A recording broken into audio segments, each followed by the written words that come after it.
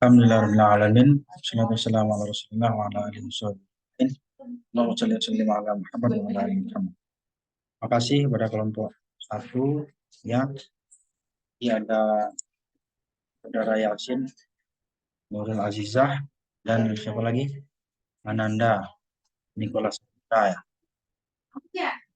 Dan tadi juga ada bertanya siapa tadi, Ilman. Yang lain mungkin belum pada ini ya. Atau mungkin ada kesibukan atau mungkin ketiduran ini. Ya, baik. Saudara-saudara, saya akan lanjutkan terkait dengan aliran satu ini ya. Materinya adalah, ayo apa materinya tadi? Siapa yang bisa jawab nih? Saya Pak, saya Apa materinya? memahami tentang manusia dan agama. Oke, memahami manusia dan agama. Baik, saudara-saudara, ada apa dan seperti apa hubungan manusia dan agama ya? Pada dasarnya setiap manusia itu ya mestinya punya agama ya. Secara tentang Islam berarti kan kita wajib memiliki agama Islam sebagai sebuah keyakinan kita.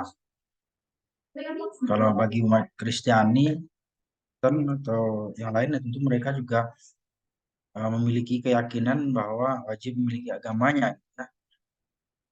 Nah, dalam hal ini tentu kita akan berbicara bagaimana konsep ya, manusia dan agama dalam pandangan Islam.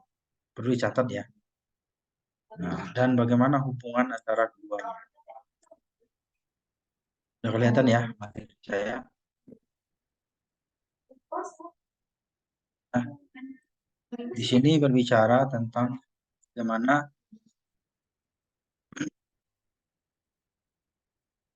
manusia dan agama dan hubungan antara keduanya. Nah, ini tidak bisa lepas ya, manusia dan agama itu nggak bisa dilepaskan. Meskipun seperti apapun seseorang itu, oh saya kan nggak butuh agama.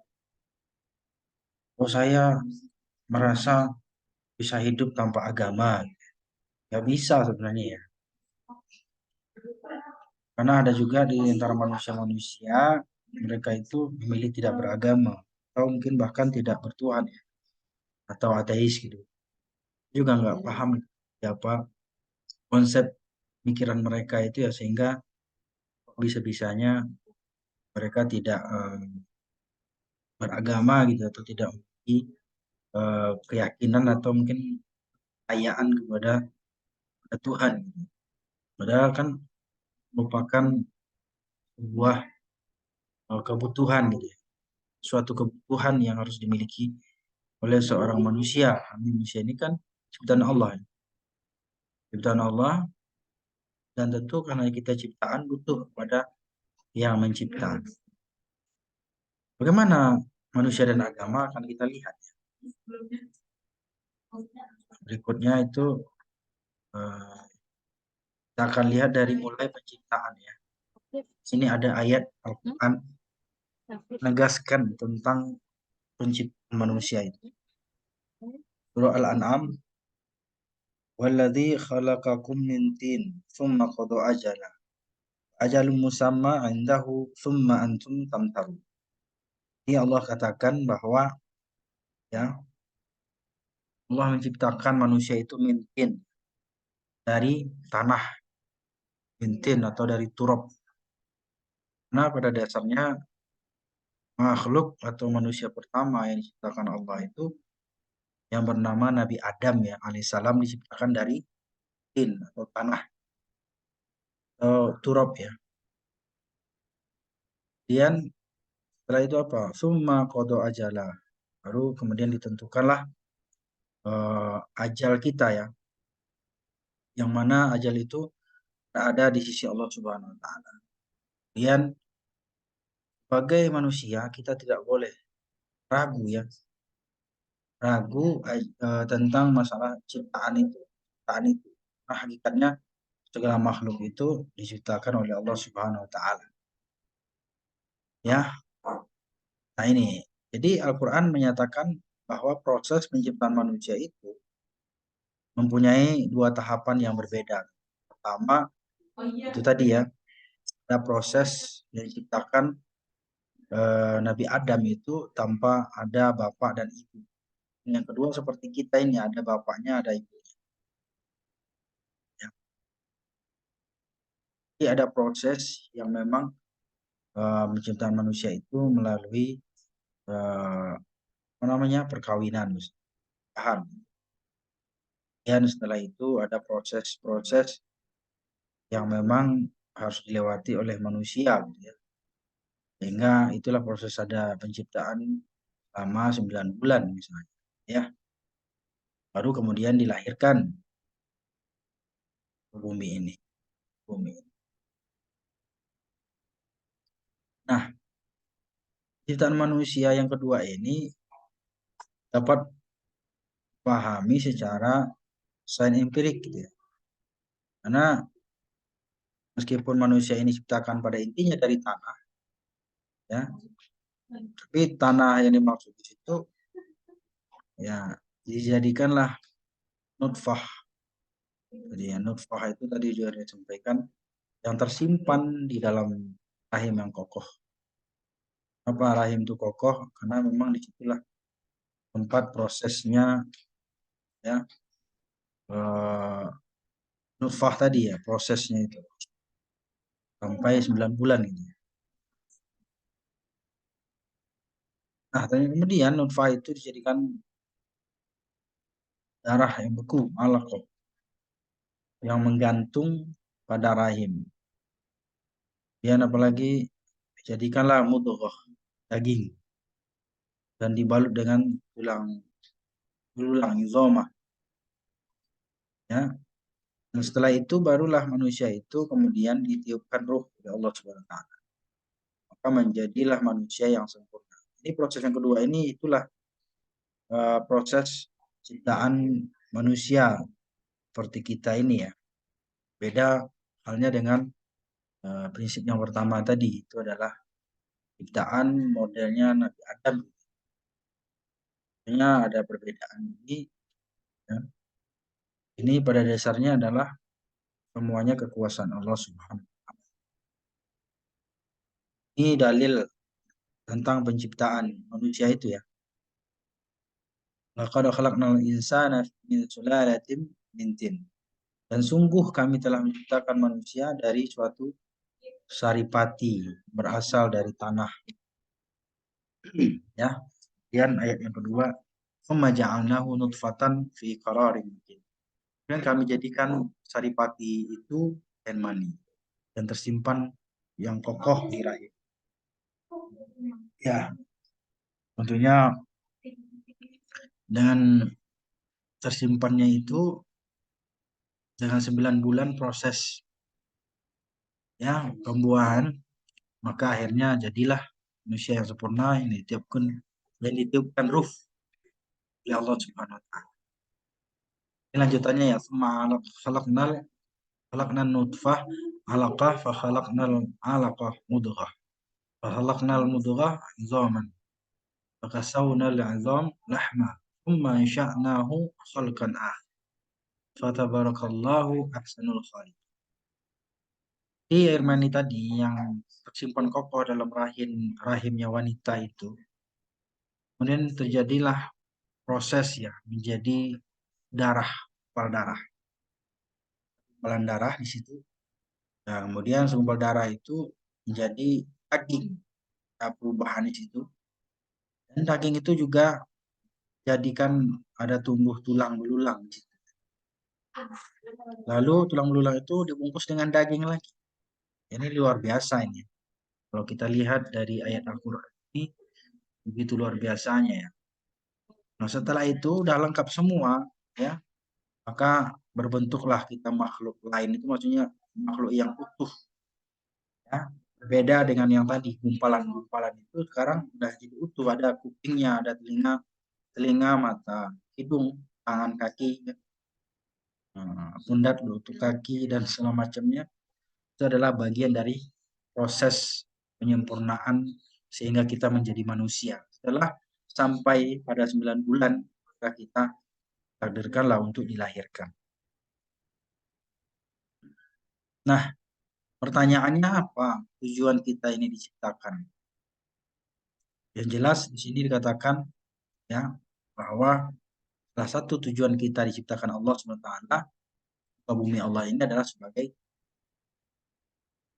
pemimpin. Sebagai pemimpin.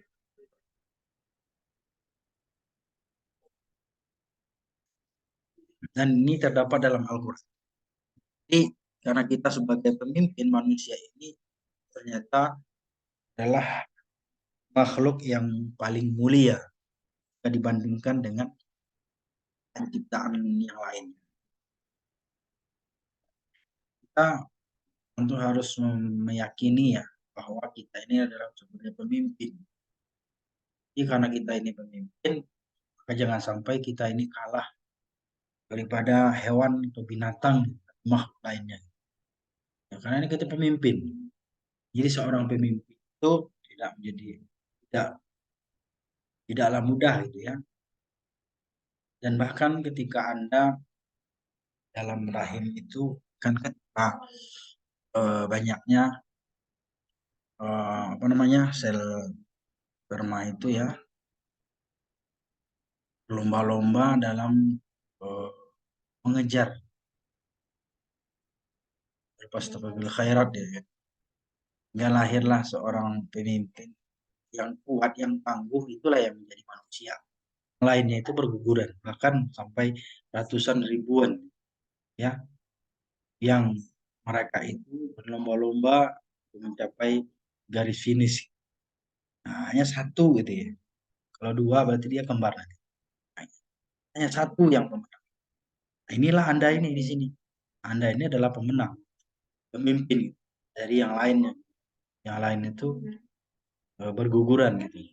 Nah, inilah perlunya difahami secara mendalam gitu ya, tentang tujuan penciptaan. Kemudian apalagi tujuan kita ini ciptakan adalah sebagai sebagai makhluk untuk beribadah. Makhlukul jinna wal insa illa dia. Jadi Allah ciptakan jin dan manusia itu untuk beribadah. Kita harus yakin bahwa kehidupan ini Allah yang berikan.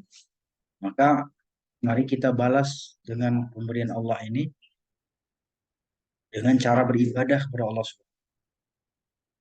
Laksanakan seluruh perintah-perintahnya. Jangan sampai kita mengabaikan dan melalaikan perintah. Dan tinggalkan segala larangan-larangan. Karena pada sejatinya semua makhluk yang diciptakan Allah ini itu adalah pada dasarnya mereka itu beribadah. Beribadah kepada Allah bagian dari kewajiban hamba, bukan hanya manusia. Bahkan tadi ada jin, ya, ada hewan-hewan dan tumbuh-tumbuh. Mereka beribadah kepada Allah. Yang ketiga, tujuannya adalah kebutuhan manusia terhadap agama. Kenapa manusia ini butuh terhadap agama? Apa yang menyebabkan memerlukan agama? Gitu. Yang pertama tentu faktor kondisi manusia itu bahwa manusia ini adalah makhluk yang terdiri dari dua unsur, jasmani dan rohani. Maka untuk mengembangkan dan menumbuhkan unsur tersebut mendapatkan perhatian khusus yang seimbang. Jasmani membutuhkan pemenuhan bersifat fisik jasmania, sedangkan yang rohaninya itu bersifat membutuhkan pemenuhan yang bersifat psikis, mentalnya, rohania. Kebutuhan terhadap agama misalnya, pekerti, kepuasan, kasih sayang, perhatian, rohani yang seimbang, maka ini jadi kebutuhan manusia. Maka karena itulah kita butuh terhadap agama.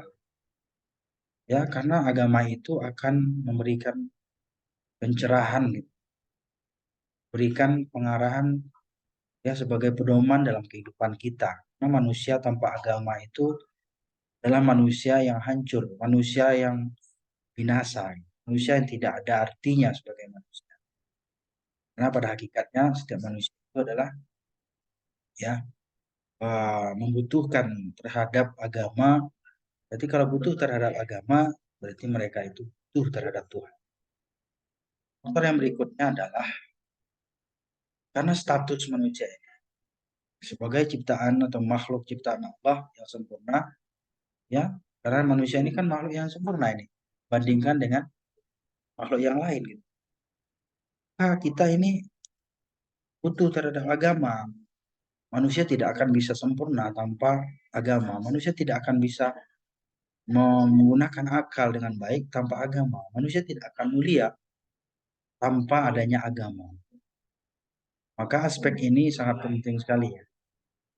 Nah, status kita sebagai makhluk yang membutuhkan kepada Khalik. Ya, jadi manusia inilah salah satunya makhluk yang berakal.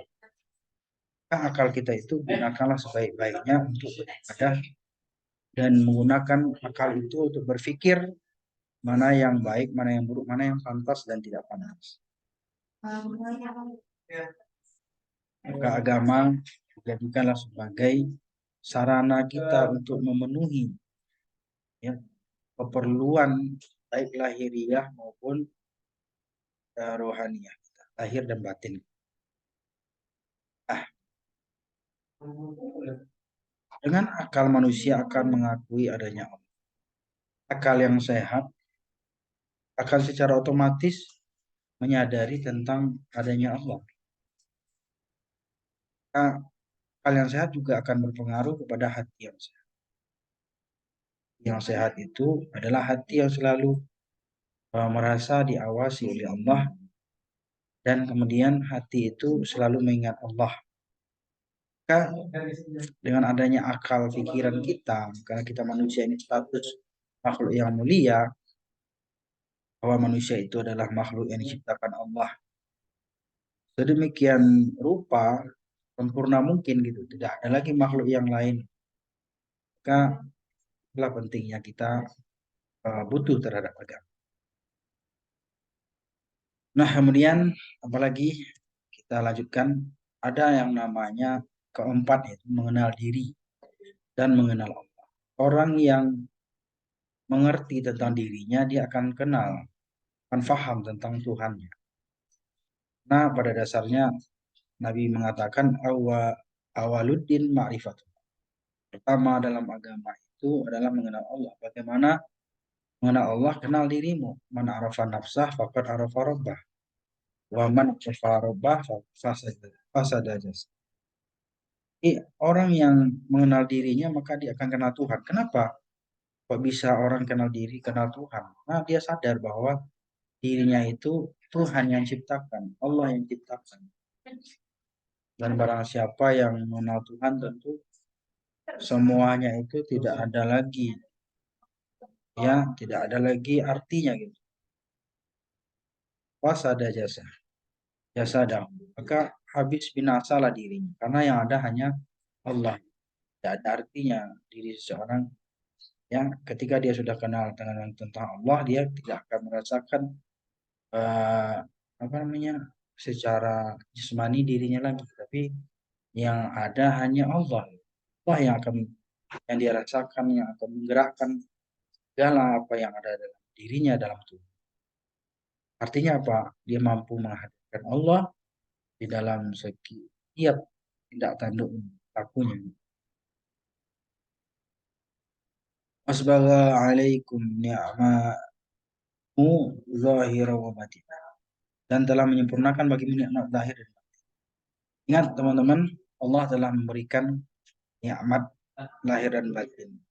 Hati kita merasa tenang dan tentram. Zahir kita juga seperti itu. Kita diberikan perlindungan oleh Allah.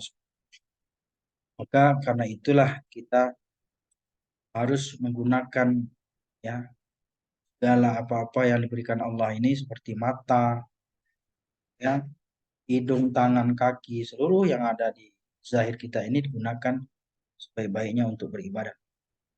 Sedangkan yang kedua adalah bagaimana batin kita ini ya, Yang batin itu kan sesuatu yang tidak nampak oleh mata ya, tapi bisa kita rasakan ya. Hati kita itu bisa merasakan, bisa merasakan efek atau dampak orang-orang yang sudah mengenal tentang dirinya, tentang jati dirinya gitu. Hatinya akan merasakan tentang kebesaran Allah Subhanahu wa taala, dan kemudian dia akan merasa hanya yang dia nampak itu hanya Allah. Segala aspek yang ada di muka bumi ini yang dia ingat hanya Allah. Nah, pada hakikatnya Allah lah ya. Inilah teman-teman dari mahasiswa, hanya kita eh, miliki agama ya dalam kehidupan, karena ini adalah manusia yang butuh terhadap agama. Nah, dengan agama itulah hati akan bisa menjadi tenang, tentram, dan agama itu ibaratkan cahaya ya, nur yang akan menerangi kita dalam setiap langkah gerak kita, langkah kita, dan segala apa yang terlintas dalam. Oleh karena itu, teman-teman, saudara-saudara, ini beberapa pertanyaan ya. Mungkin bisa Anda tanyakan pada diri Anda. Apa tujuan manusia diciptakan? Apa dalilnya? Apa arti manusia itu? Bagaimana hubungan manusia dengan agama? Berapa pentingkah agama bagi manusia? Dan bagaimana cara mengenal Allah, mengenal diri, dan bagaimana ayat-ayat yang berkaitan tentang proses penciptaan. Sudah saudaraku, ini barangkali sekitar ringkasan dari materi ini ya. Mudah-mudahan bermanfaat dan bisa kita gunakan apa namanya, agama ini sebagai pedoman dalam kehidupan kita. Sudah sangat jelas ya, karena hubungan agama dan manusia, dan kenapa manusia juga butuh agama. Demikian barangkali, terima kasih.